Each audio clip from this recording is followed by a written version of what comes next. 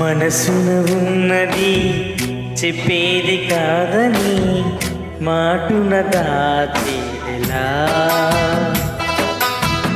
మనదనుకున్నది చేజారిందని నమ్మకపోతే ఎలా? మరి మరి తలచి ఊహ